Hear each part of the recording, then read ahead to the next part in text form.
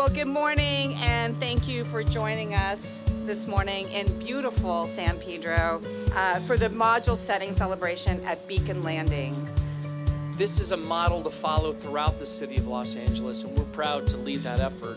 Today is a special day for the Beacon Landing project as we're starting to set our first prefabricated modular units.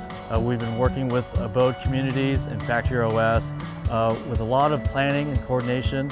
We will have 89 supportive housing units available to the community. First, the partnership with Bernard's is incredible here in the city of Los Angeles, particularly here in San Pedro, where homelessness is the humanitarian crisis of our lifetime. And we're finding innovative solutions, and thanks to Bernard and our partners at Abode and the city staff, we're saving lives here. It was great to have our city leaders here today to witness the first setting of these modulars. When we're talking about the future of housing in California, it's modular housing because it's quicker, quality, cheaper housing as we move forward. Bernard's is proud to team with communities like San Pedro to build more projects like this in the future.